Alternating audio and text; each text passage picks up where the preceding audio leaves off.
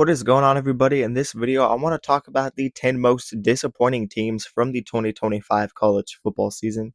I already talked about the 10 teams that were definitely surprising, so feel free to go back and check out that video. And I'm going to rank the 10 teams that were surprisingly disappointing in my eyes. So this is just my personal opinion. Feel free to leave your opinions down in the comments below. But without further ado, let's get right into it. Number 10, as one of my disappointing teams, I have Michigan State. I really had confidence in Jonathan Smith to at least get this team to a bowl game and better. They had good returning pieces this season with Jack Velling, Nick Marsh, and Aiden Childs, but Aiden Childs did not have the best year and he also faced injury. And the Michigan State defense just ended up being really bad. And Jonathan Smith did not get this team to play disciplined football. There was a lot of missed tackles this season. And the result ended in a 4-8 Michigan State season. They showed no growth this season, and Jonathan Smith ended up getting fired. I like the new hire they have of Pat Fitzgerald coming in, a veteran in the Big Ten, and a guy that knows how to coach football and discipline football. This team could definitely be better next season, but no joke, 2025 was a disappointment. Maybe some people weren't expecting anything from Michigan State. I wasn't expecting anything crazy, but I did not think they would go 4-8 and be this bad. Another team I had really good expectations for was Baylor. I thought they were going to come close to the Big 12 title, possibly win double-digit games. They had some great offensive talent returning like Sawyer Robertson, Bryson Washington, some good receivers, one of the best tight ends in the nation, and Michael Trigg. Their defense was somewhat of a weakness last season, but it completely fell apart this season. And if this team did have a solid defense, they probably would have won 9 or 10 games because Sawyer Robertson balled out all year. But this team did not have the best season. In fact, they took a step back and missed a bowl game. Another season missing a bowl game with the head coach. And they were disappointing to me because they were one of my favorite teams heading into this season.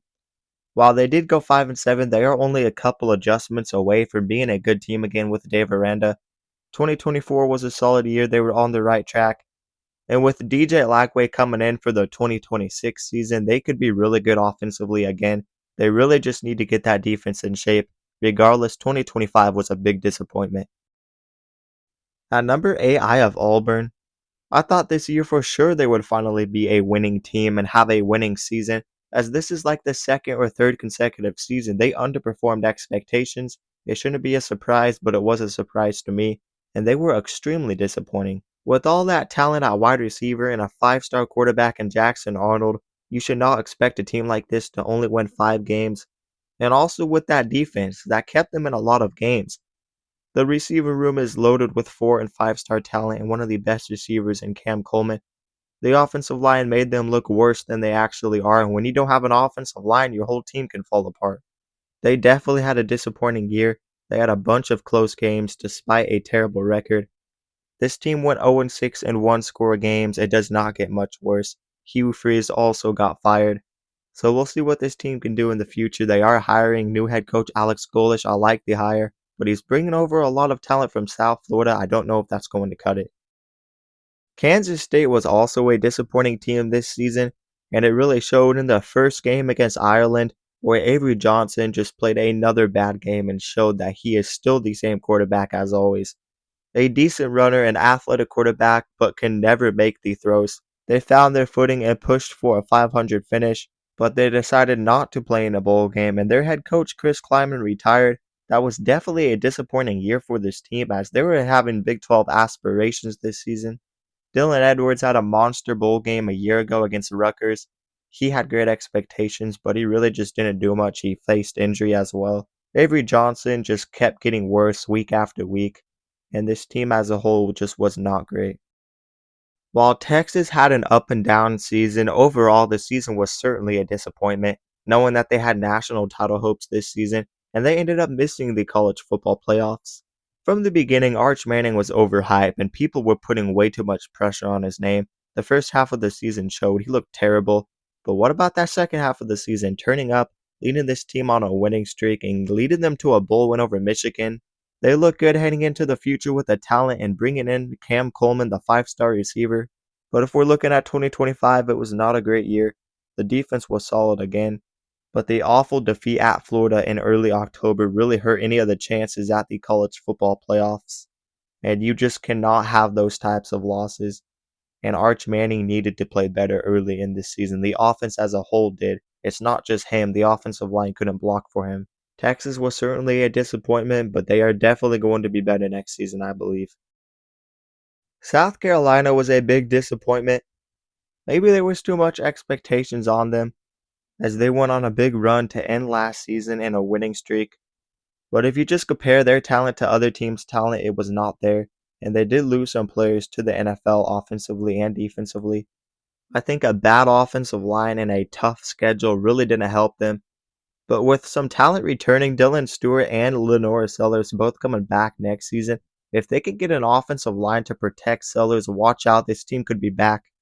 2025 is not the season you were hoping for, though. They have went up and down. They've been hyped up as a top 15 team, but there's been times where they just completely fail.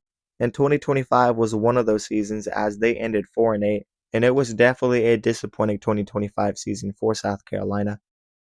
The Florida Gators with Billy Napier had a brutal schedule, but they definitely disappointed, and they started the season losing to South Florida at their own home place. What an embarrassment, as they could not even move the ball offensively. DJ Lagway's offseason injuries definitely showed as they looked rusty from the start. That offense was not looking good at all. He did not find a rhythm. And the defense, it wasn't all that bad, but it wasn't dominant. And Billy Napier actually got fired after a 3-4 start. There was hope for Florida this year. They had a young team that was coming up, a lot of returning production, some good transfers, but they definitely disappointed in 2025 with a losing season.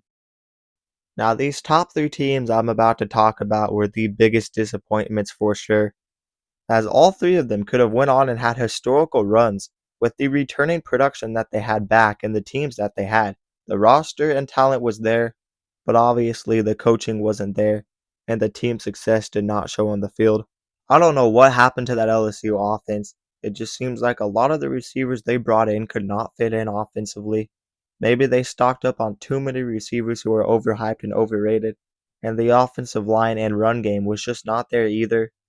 And while Garrett Nussmeier threw for 4,000 yards the prior season, when you really watch his tape and watch his game, he wasn't this super elite quarterback. You just would expect him to have the offense around him, but they did not have that. So with all the pressure on Garrett Nussmeier, he couldn't really do anything. LSU did end up making a bowl game, but it was a big disappointment. And it's even more disappointing knowing the defense they had. Their defense took the right step forward, but the offense just completely falls apart. And their head coach and Brian Kelly gets fired, but they are looking excellent for the future. I think Lane Kiffin could do incredible things there. He's already got the number one portal class, and I think he's actually bringing in good pieces.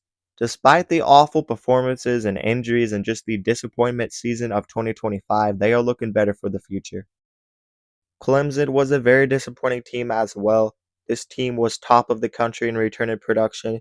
They were expected to have one of the top receiving corps in the nation. They had a Heisman Trophy contending quarterback in K. Klubnik.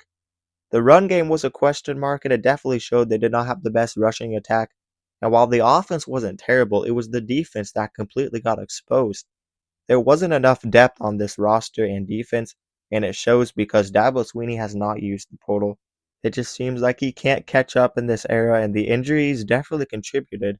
But still, this team was doomed from the start of the year, as they lost to LSU right away. With that elite NFL talent and a guy like Tom Allen at defensive coordinator, this season should have not have been this bad.